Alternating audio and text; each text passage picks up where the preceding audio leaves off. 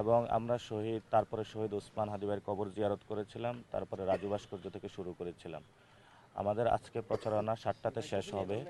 আমরা আজকেও ফজরের নামাজ সেন্ট্রাল মসজিদে পড়েছি, তারপরে শহীদ ওসমান হাদি ভাইয়ের কবর জিয়ারত করেছি। এরপরে আমরা শাহবাগ ফুল মার্কেটে যাব। আমরা যেভাবে শুরু করেছিলাম সেভাবে শেষ করছি। আমাদের যে মেসেজটি সেটা হলো শহীদ ওসমান হাদি ভাইয়ের হত্যাকাণ্ডের যে বিচার, সেই বিচারটি যাতে আমরা বাংলাদেশে বাস্তবায়ন করতে পারি, সেই জন্যই কিন্তু আমরা ঢাকা 8-এ ইলেকশন করছি। আমরা ঢাকা 8-এ ইলেকশন করছি, অসংখ্য মানুষের মেসেজ দিয়েছে আমাদেরকে যাতে শহীদ ওসমান হাদি ভাইয়ের যে পথ এবং ইনসাফের রাজত্ব আমরা কায়েম করতে পারি, সেই পথে আমরা থেকে যাতে দুর্নীতিমুক্ত হয়ে সন্ত্রাস চাঁদাবাজি মুক্ত থেকে এবং নতুন একটি বাংলাদেশ আমরা গঠন করতে পারি। সেই জন্যই আমরা ঢাকা 8-এ ইলেকশনে দাঁড়িয়েছি।